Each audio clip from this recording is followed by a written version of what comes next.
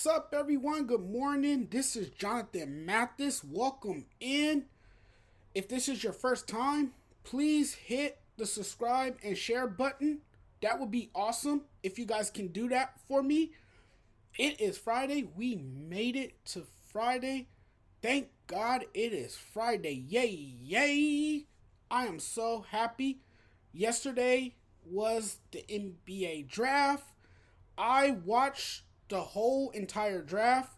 There was a major shakeup at the top of the draft. It was a surprise to many to see Paolo Banchero go number one overall to the Orlando Magic. And you know what? This kid has everything. You know, he has all the tools to be great at the next level. Even though a lot of people, many of us expected Jabari Smith to go number one overall. Some of us had Chet Holmgren going number one overall. But it turned out that Paolo Banchero, the Duke product, went number one. Again, his selection at number one was a bit of an early shakeup, you know. And a lot of us didn't expect him to go number one overall. A lot of us had him going number three. A lot of us had him high in the draft, but we didn't expect him to go number one overall. It's a nice pickup for the Orlando Magic. I think he's going to be an immediate impact. I think he'll, translate well into the NBA. He definitely has the ability to create his own shot. He's going to be a go-to guy in the front court.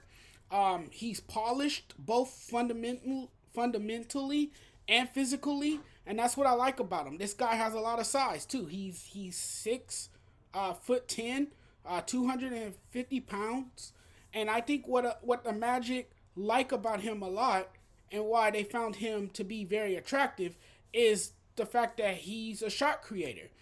He has those playmaking abilities. And he's one of the most complete players in the draft, if not the most complete player in the draft. Another thing that I like about him is that he doesn't shy away from the big moment. And we saw that when he played at Duke. This is a guy who lived up to those weighty expectations. And, he's just dynamic. He's a dynamic player on the floor, He can do it all. The man can do it all. He can do it, at all three levels. He can give you the mid-range jump shot. He can shoot from beyond the arc. He could finish at the rim, and he has the size and versatility. Chet Holmgren is a perfect piece to Oklahoma City's puzzle at number two. We saw that he went number two, and he will land in OKC. The Rockets snatched Jabari Smith, of course, at number three. But let's talk about Chet Holmgren real quick and what he brings to OKC, because I think this is not a bad choice at all. I think you couldn't go wrong with Chet Holmgren. Now, I'm hearing a lot of people saying he's a bust waiting to happen. I think we should give him the benefit of the doubt. We jumped the gun too quick. We like to, label certain players a bust. I think it's too early to call him a bust. I even think it's too early, and it's utterly silly to say this man is the next Giannis. I mean, you're hearing people say he is really like a baby Giannis. You heard that from Jay Billis yesterday.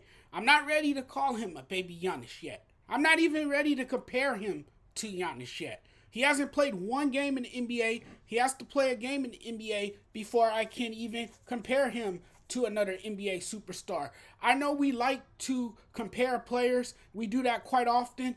But Chet Holmgren, he has to play a game in the NBA first. But I do like what he brings to this OKC team. Look, Holmgren is a play finishing, rim protecting 7-footer.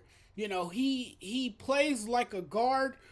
He's just an incredible player. He was exciting to watch at Gonzaga. He's able to finish anything around the rim. He can stretch the floor, and this is great for Josh Giddey, who he will be playing along with uh, Shea Gilgis Alexander. Both of those guys are prolific superstars on that OKC roster, and I just think Chet Holmgren fits alongside both of those guys. So this was a great, you know, pickup for OKC. They definitely have a bright future ahead of them with Chet Holmgren, but let's not be disrespectful and call this man a bust. I don't like hearing that. The guy is a 7-footer who can shoot. Yes, there's probably some things he can work on, and that will come over time with growth and maturity. And yes, he will have growing pains because every NBA player, every new prospect who enters the league has growing pains. They experience, struggles, and you have to struggle first to be great. So don't always expect Holmgren to be great all the time, but he definitely can be a superstar at the next level. I think it's silly to compare him to Sean Bradley. I was on Twitter. I seen people comparing him to Sean Bradley, saying that he won't amount to anything at the next level. They saying that he won't be able to translate his playing style to the NBA. Let's wait and see. At number 3, Houston got Jabari Smith. I mean, that was quite obvious. Jabari Smith hadn't come off the board. He was still sitting around. Jabari Smith is the best natural fit for the Rockets. His ability to shoot from beyond the arc is probably better than anyone else in this year's class. And he plays defense. He is going to immediately improve, the standing of the Rockets. He's going to come in and make an immediate impact as well. He's an elite shooter. He has that raw athleticism. He's a nice scoring option. He gives the Rockets a nice scoring option, and I can't wait to watch him as he now pairs up with Jalen Green in Houston. That's a nice pairing, by the way. So I like it. And then now we go to pick number 4, which the Sacramento Kings had control of. And they go with a very, very good player as well, Keegan Murray. Now, Keegan Murray, we can say a lot about him. He might be the best all-around wing player in this year's draft.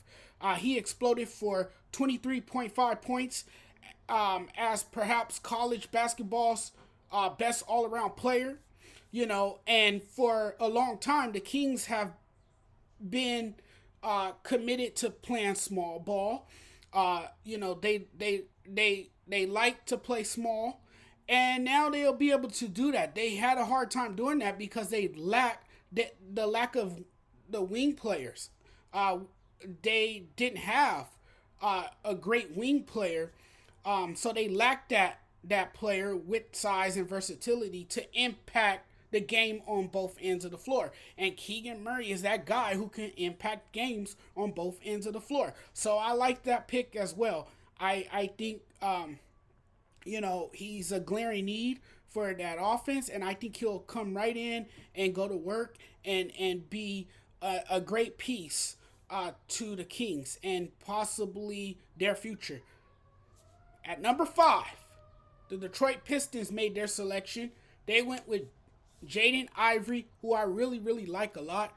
Jalen Ivey, we can make the argument that he might be the best player in this year's draft, the most talented player in this year's draft. Look, he dusted defenders with with his lightning quick speed.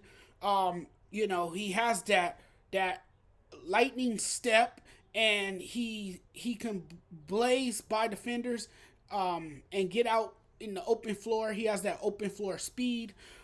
He elevated above the rim for furious dunks. We've seen it. This guy was coached by his mother, who is and wasn't a women NBA player. So he learned from his mother. He's gotten better over time.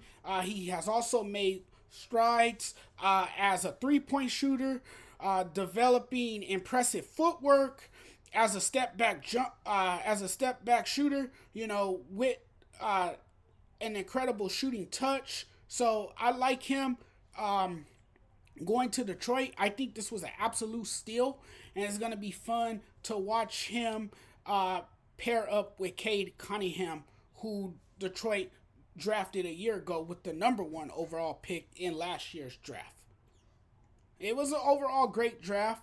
I think the players addressed their glaring needs, got the players that they feel will fit in the system and fit for their franchise in the near future.